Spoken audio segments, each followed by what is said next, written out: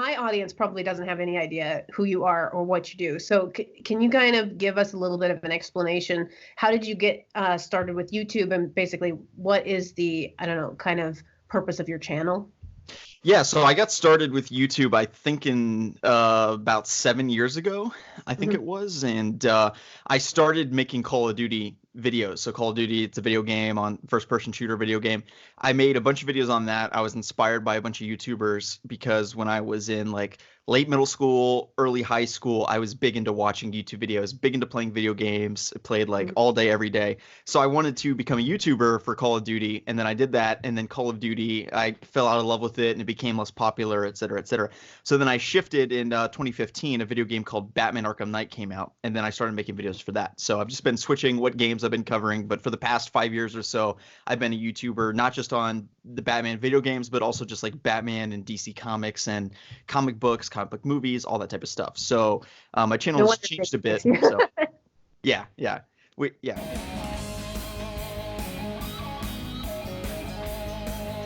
All right, hey guys, welcome back to my channel. As always, I am Warrior Woman 91, and you are watching You Got It. So today I have a guest on that I've only recently come across on Twitter, and he is endorsed by Jacob Airy, and you guys have seen Jacob on this channel many times. We've done a lot of crossovers, and so for better or for worse, I take Jacob's, opinions somewhat seriously, and I'm sure he will be watching this and making faces at me as I say all of these things. So I had to bring this guy on because he's well endorsed. So he's a fairly young YouTuber, but he's got a heck of a lot of followers and subscribers and all of that. So I wanted to kind of get him on and pick his brain a little bit about how he's become the YouTube mastermind, I guess, that he is. So Kobe, thank you so much for coming on the show.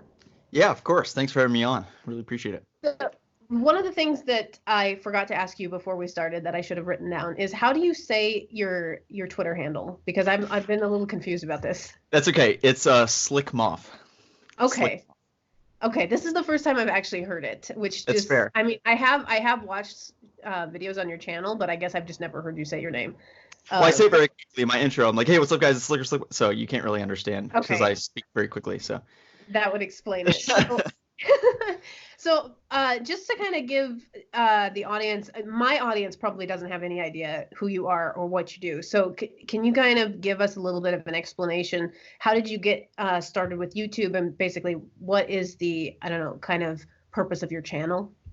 Yeah, so I got started with YouTube, I think in about 7 years ago, I think it was, and I started making Call of Duty videos. So Call of Duty, it's a video game, on first-person shooter video game.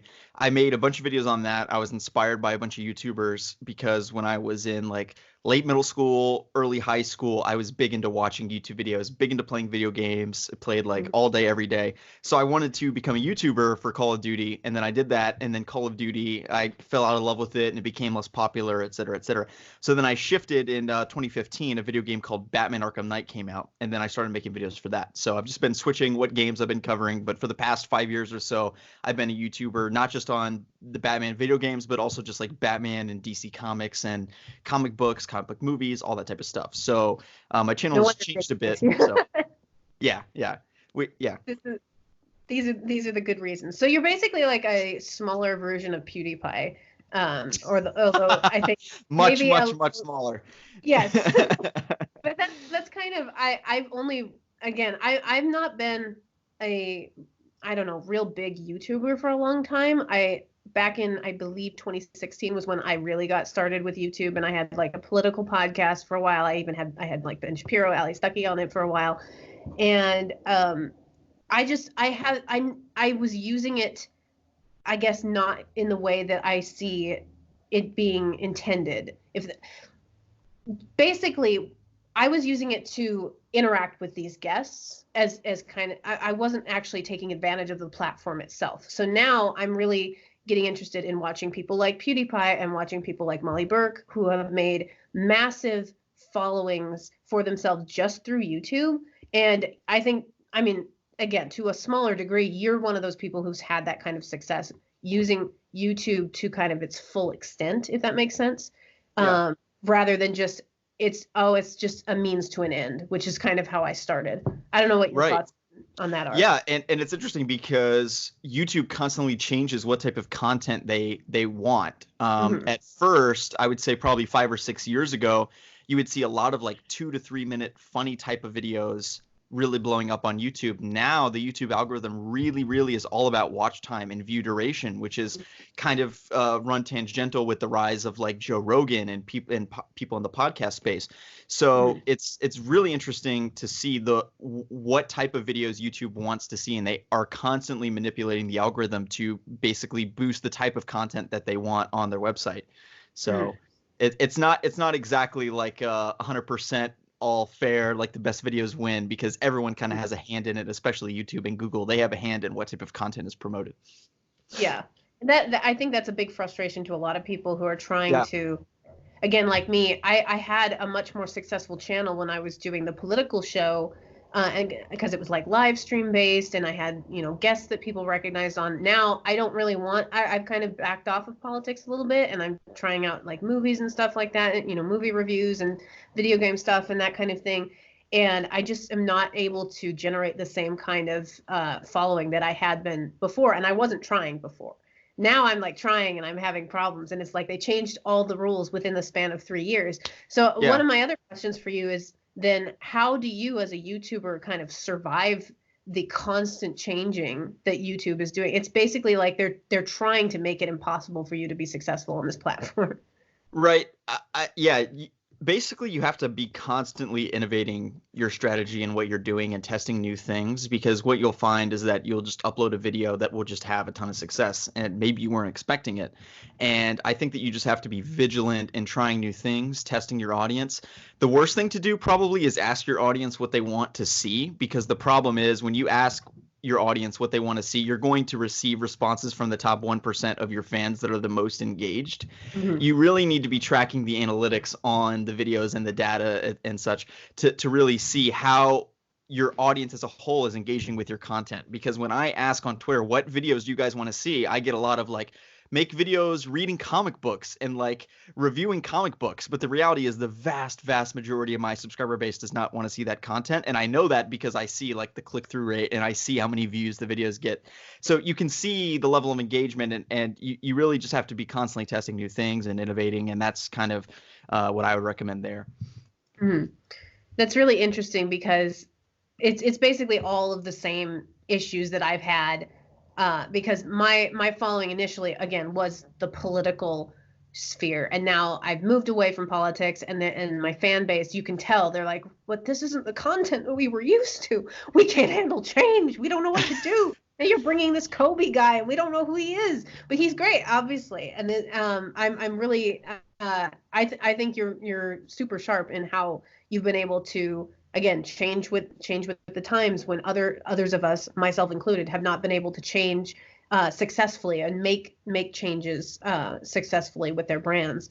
Yeah. So why did you try to shift away from politics, if you don't mind me asking? Are you just more interested in entertainment or what? Part of it is just because the political scene has become kind of incredibly toxic, and that's not to say that it hasn't been in the past. But for 10 years, I was very, very involved in politics, and I've done other videos kind of explaining my shift away from the political scene. But I can't sustain myself based on just constant negative content. I'm not completely abandoning the political thing, but I find it's just less desirable to come back and make another video when the video makes me angry, if that makes sense. Yeah. So that's kind of why I would rather, like, I love playing video games. I love watching movies. I love reviewing TV shows, that kind of thing. And so I'm trying to shift away from that and have politics just maybe be a little bit more of a side thing, if that makes sense. Yeah, it does. It's interesting because I think a lot of people would say the same thing about their own communities outside of the political sphere on YouTube, right? And on Twitter and elsewhere, because I think a lot of people do say the comic book fandom is very toxic. It's very negative. They would say that people are overly critical. And so I think that I would agree, though, that certainly politics has become more partisan, more polarized, and certainly more toxic and abrasive. So I would agree with you there, but I think it's interesting to note that in some ways, if you're really in that community, like if you're deep in the weeds, I feel like you're always going to see the toxicity and the most toxic members of that community, and that goes for politics or entertainment or otherwise.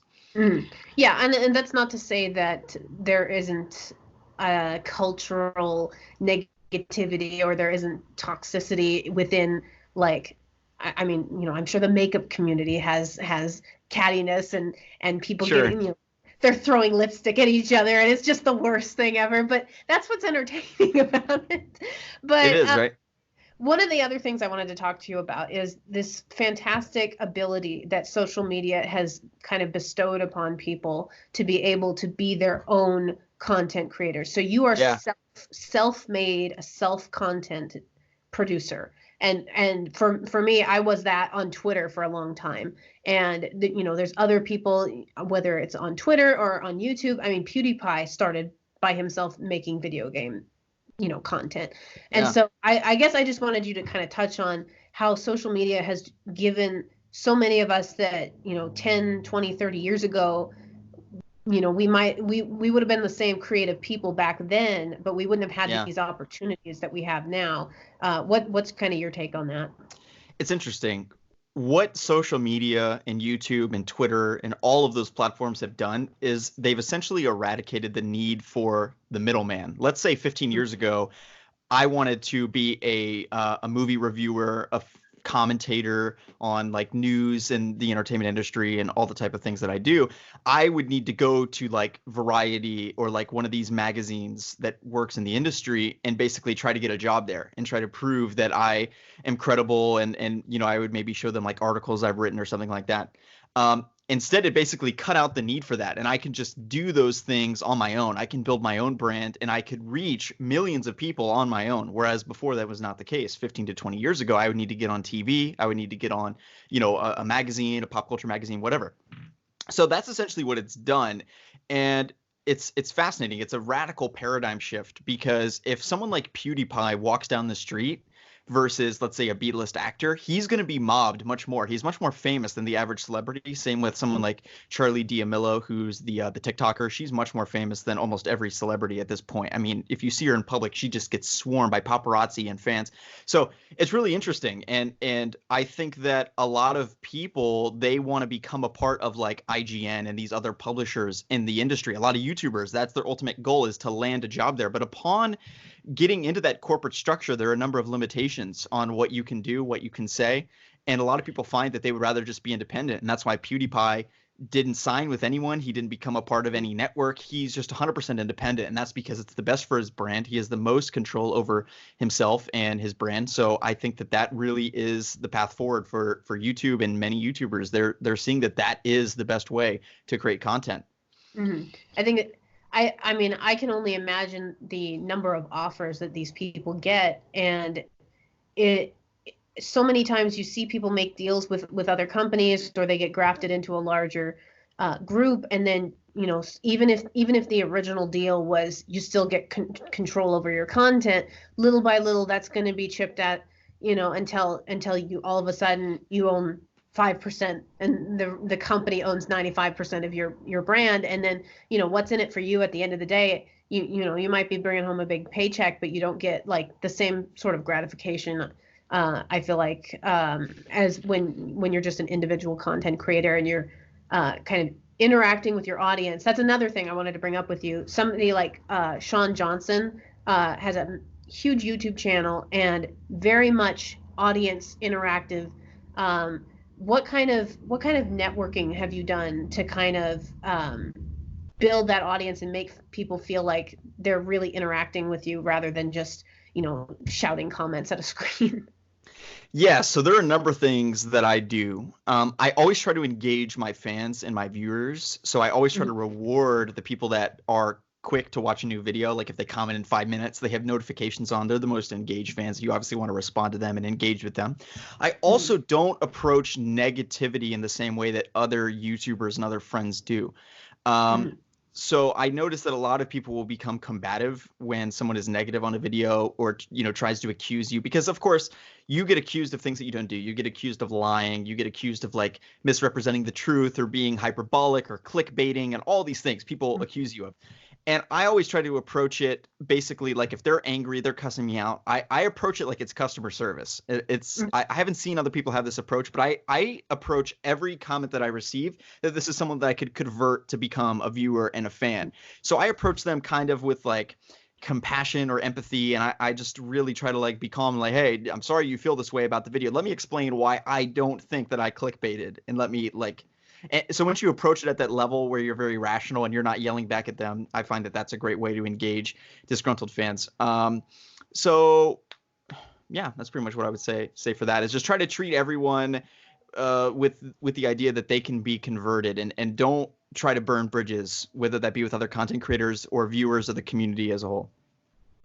That seems to be kind of a rare thing among the YouTube community, because it's so, I think it's Blair White that's always complaining about how when your views are low, that means that somebody's going to come out with a video, disowning or hating on some other YouTuber because they need the views and they need the controversy to get those views. And so that's kind of a unique approach that you have to kind of doing the exact opposite, which again is another reason why it's another reason among the conglomeration of reasons why I've moved away from political content, because there's just so much of that. There's just so, and I'm not saying that I'm immune to it. Like I've engaged in that kind of negativity myself. I'm the first one to say it, and everybody can be like, well, you said on Twitter that nasty thing. You can't be calling out other people. Yes, I've done it too. I also just hate it. So I'm confessing my sins, and I'm also saying that it's not something that I want to continue to engage in. So I guess what I'm saying is I commend you for kind of coming off as a little bit more of a positive force in the YouTube community and in social media. So. Mm-hmm. I was gonna say, I mean, doing YouTube's hard. You have to have thick skin. You receive a lot of negative comments. You receive a lot of hate. I've had people try to dox me. Like one person commented, and they're like, oh, they basically like read my address and all my family's name, like my mom, my dad, my sister. Mm-hmm. So you deal with that type of thing. I've dealt with a lot of that, and it does take thick skin. If you can't take criticism, it is very tough to be in YouTube, because every day you'll receive negative comments. You'll receive negative and hate comments on videos you made 5 years ago that you don't even remember anymore. So it's like kind of a different level of hate. And also with many celebrities, this is another way that YouTubers are different than celebrities. A lot of celebrities won't read comments about them every single day. Like I'm sure Tom Hanks doesn't read like tweets about him every single day, right? But as a YouTuber, every day you're reading what people are saying about you. On Twitter, every day you're reading what people are saying about you, and that creates like a new challenge of being so connected with your brand that you're constantly exposed to negativity about you and your videos. So that makes it a challenge, but you've just got to kind of persevere through it if it's what you want to do. So. So I do want to move on to a little bit more of a lighthearted topic, because I need to know, this is a very important question, very serious actually. Are you a Marvel guy or a DC guy? I'm definitely a DC guy. I started reading Marvel first because I got into Spider-Man, and I started reading Spider-Man when I was around 8. And I really got into DC after The Dark Knight came out in 2008. I started reading Batman comics, and then I became much more in love with Batman than I ever was with Spider-Man or Marvel. So I'm a DC guy all the way. So the thing is, my deal with DC is they have great villains, but I've never been able, outside of, heroes like Batman, I've never really gotten, I don't know, emotionally invested in any of their heroes as I have with Marvel. But I'm far more emotionally invested with the villains. And so that's kind of my conundrum, because I feel like I'm just so wishy-washy on this. I can't really take a side, although I would say I'm probably a little bit more partial to Marvel because I'm more invested in the heroes than I am in the heroes of the DC universe. But I guess what would you say to somebody who's kind of stuck in the middle of this conundrum here? Okay, well, the MCU skews your opinion substantially because Yeah. you've seen 20 movies with Iron Man in it, and you haven't seen 20 movies with Green Lantern or Green Arrow in them, right? Yes. So, in my opinion, that's why most people are pro Marvel, is because you have this easy, like this mainstream interpretation of these characters that's done so well, like with Mhm. Robert Downey Jr. and Iron Man and all that. So I think that really skews your opinion because you haven't seen movies with like Green Lantern. You haven't seen like those B-list DC heroes that you probably Mhm. could connect with, like Blue Beetle. There's so many that are really good and very likable. Nightwing is a really good one. You probably are familiar with Nightwing Yeah. if you read Batman and such. But yeah, I think that really, I mean, the MCU has done wonders for Marvel's brand. Mhm. It really has. It hasn't impacted their comic book sales. There's no data that suggests that. So it's not so much the comic book brand, but just like merchandise sales and overall, popularity amongst the masses. The MCU has really saved Marvel in the type of way that DC doesn't need to be saved because Batman and Superman are so iconic. Mhm. They almost transcend the medium and the industry, the comic book industry, because they're so much bigger than that. They're internationally known. The Superman logo is the second most recognizable logo in the world behind the McDonald's arches. So as a result of that, it really, like, Marvel doesn't have that that name recognition, and just, Captain America is kind of in that same realm, but not anywhere close to Superman or Batman. So Yeah. that's why the MCU has been so important for them, and I understand why you feel that way. Yeah, my the majority of my exposure to DC Comics has really been through the cartoon shows, which oddly enough I didn't start watching until I was an adult. But they're like the Justice League series. Like I love that. I love the conflict between Shira Hall and when at the season finale of the Justice League, the original two seasons, where she turns on them and she's actually a spy. I love that. I wish that they would make a movie out of that. But I guess, I mean, to your point, it's frustrating that we haven't seen those characters in movies. They haven't gone to the point where, I mean, why don't they make that into a movie? I will never know. But it is frustrating that we haven't seen those kinds of characters on the big screen, or even, I don't think DC has done really well with TV shows outside of cartoons, and Smallville maybe, but Smallville's pretty dated. But Yeah. yeah, it's just, I don't know. It's a back and forth with me. If I have you on the show again, I'll probably come back to you and say, all right, I'm a DC person this time. And then if I have you back again, I'll be like, oh, I'm back on the Marvel train. It depends. It ebbs and flows. I have no commitments here. So, my last question is about Batman, because I know you're a Batman guy, and this is probably the ultimate reason why Jacob recommended you come on this show. So, what has made you a Batman fan? What drew you to that character, and why do you think he's become such like an enduring icon in pop culture?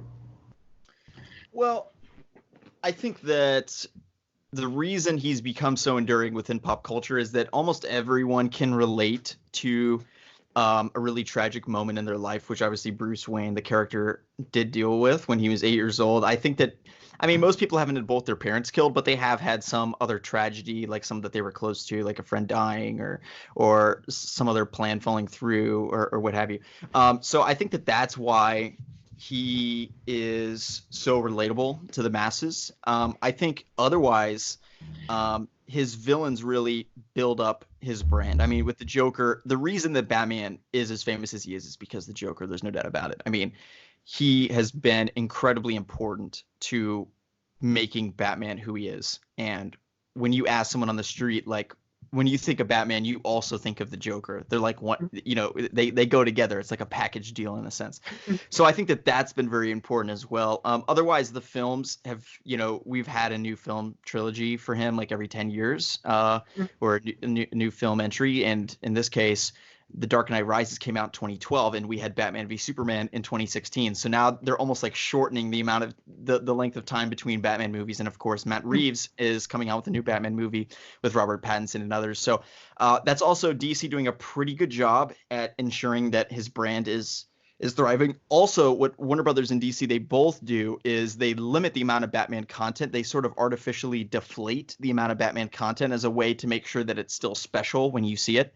In other words, they obviously could make a new Batman movie every 2 years. They could make a new Batman video game every 2 years. They could make a new Batman animated movie, blah, blah, blah. But they intentionally don't do that because they want to make sure that it's special every time that you see them. And that's something very intentional that DC does that most people don't know about. And it's very effective. Well, I think that that's pretty much the best endorsement I can come up. I think that Batman does. I agree with your point that Batman probably gives a lot of people hope because, as you say, you know, people experience tragedy and they wonder, how do I deal with this? How do I deal with this terrible, awful thing that just happened to me? And they probably, I see your point that they probably look at Batman and they're like, okay, this is how this fictional character is dealing with it, and he's basically become a superhero. So it gives them hope that they, you know, obviously people aren't going to become superheroes, but that they can rise above a terrible tragedy. And so I totally get where you're coming from on that. But I just I guess my qualm with Batman is I feel like the Joker is more of a compelling character than Batman, and that's and I've talked about this with Jacob before. It's just my conundrum. I feel like the Joker has been, without a backstory, been so much more developed, and he's so much more interesting as a character, whereas Batman just kind of hits the same notes over and over again. So I guess my follow-up question to that would be, how do I become a Batman without being I don't know, turned off by the fact that it's just like it's like the same notes over and over again. It's the same story over and over again with him. For me, that's how I. Okay, this is interesting. How is the Joker developed? Because he has no character backstory and almost no character development at all. That's the whole point. Is he's so unpredictable? No one knows anything about him, and exactly. And so that's the lack of development. My argument is unpredictable. Is that why you like him? Is the development? Is it because he's unpredictable or what? Yeah. Yeah, like he's the one that you're waiting to find out what is he going to do. It's going to be something different every single time. Whereas Batman, you know, he reacts to everything. You know, he's always got the solution. He's always got the way he's going to get out of it. And so I guess that is the predictability that I get frustrated with, because I know he's going to get out of it at the end every single time. And the Joker always. But I think that's a problem with the comic book industry. Like you'll notice that as a trend throughout every comic book you'll ever read in the superhero. Okay, follow-up question. Did you like the Joker movie? I did not see the Joker movie, so. What? Okay, you really need to see this. This will help you diagnose your problem more. Yeah. Because. Go ahead. Go ahead. No, it would single out to me what you like about the character and what you don't. Because if you really love the movie, that would tell me one thing about why you feel this way about the Joker. If you didn't like the movie, it would say something else entirely. Yeah, I haven't seen. I've only seen the Dark Knight versions, and I've watched like pretty much all the cartoon versions with the Joker. And I guess I like the thing that I like about him is the personality, as you say, the unpredictability, and I don't know. It is the fact that he's so happy about doing the awful things that he's doing, that because he's not the typical villain that is like, I'm super serious and I'm going to do some bad things right now. He's just like, yes, I'm going to do some bad things right now, and it's going to be wonderful. And so I guess that's what I like about it. No, I get that. But okay, follow-up question. When you found out that the Joker movie would be explaining the origin of the Joker, like where he comes from, what his childhood was like, blah, blah, blah, do you like that idea or do you dislike that idea? I dislike that idea. You dislike the idea of learning about the Joker's past and like his real name, and yes, you dislike that? Okay. The reason for that is because I think that is a key part of why I enjoy the Joker, because he's one of the only villains where I don't have to hear the sob story of his backstory and why he's doing these terrible things. I don't want to know that, because again, the other part of the thing that compels me to him is that he's always lying about what that story is, especially in the Dark Knight series when he's telling the different story every single time. And every single time it's different, and you never know which story is true. There could be bits and pieces that are true. And it's that mystery about him, I guess, that I find more compelling than some, okay, this is the actual story of what happened. There is no actual story, because he's always lying, and that's part of his character. Yeah. Also in the Joker movie, I won't give any spoilers, but there's an inclination in the film that the Joker may actually not remember his own past and like Mhm. he's incorrectly remembering it. And I think that that's a possibility in The Dark Knight is essentially like someone that's perhaps done a lot of drugs or had like head trauma and essentially their long and short-term memory is basically shot. And there's the insinuation in the Joker film. And I think also in The Dark Knight that the Joker, like maybe he himself doesn't even know. It's not Mhm. even that he's lying, but he's just completely nuts. And he Mhm. makes up these stories in his head and he almost convinces himself because he's so mentally ill. Mhm. So I think that that is an interesting component of the character as well. I would agree with you that the Joker is a very compelling character. With Batman, you know why he's doing what he's doing. With the Joker, it's less clear, which makes it very interesting. And it's also Mhm. interesting to consider, like, well, what could make someone get to this point? With Mhm. Batman, I think it's more clear what would bring him to that point, which is that he has a lot of money and he has a lot of resources to basically enact upon the anger and frustration and fear that he was feeling in that moment after his parents died. So I totally get that as well. That makes sense to me.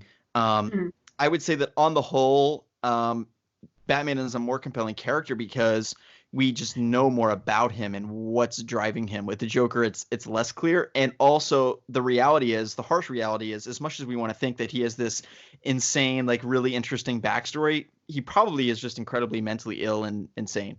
Mhm. And there probably isn't any like underlying deep mechanisms that's driving the Joker, Mhm. realistically. But that does make him compelling in a way. Yeah, and I don't know. I just find it charming. The cartoon series I think is just the most fantastic version. I I still go back and forth. It's hard for me to say whether I prefer Mark Hamill or Heath Ledger as the Joker, but there's a scene in one of the episodes of the animated series where the Joker gets into his plane, he's going to drop a bomb and he's got like these World War One glasses he pulls down over his eyes and he's got the scarf that he throws over his shoulder and he's just like it's an act. It's a dramatic act for him, and I just love that about the character. But I know we don't have a lot of time, so I did want to make sure that you were able to shout out all of your um, places people can follow you on social media. Not that I'm not going to give you that much of a boost on your channel with my 370 followers, but where can people find you on Twitter, YouTube, Facebook, all the good stuff? Yeah, I don't have a Facebook, but you can follow me on Twitter, Instagram, and YouTube. It's all the same. SLCMOF, SLCMOF. Again, that's SLCMOF, SLCMOF. And yeah, subscribe on YouTube if you're into Batman and DC Comics. And with Twitter, follow if you're into just about anything. Coronavirus, updates, news, Batman. We've got it all. So yeah, All thank you right. so much Well, for having me on. I really appreciate it. yeah, I really enjoyed having you on. Hopefully, I'll be able to have you on again sometime. For everybody else, like this video, subscribe to this channel. Don't catch the coronavirus. Cover your mouth, and also don't worry. It's not going to kill you. You're going to be fine. Everybody's going to be fine. Everybody just needs to calm the heck down. So I will talk to everybody else on the next episode. And Kobe, thank you so much again for coming on the show. Yeah, of course. Thanks again. All right, I'm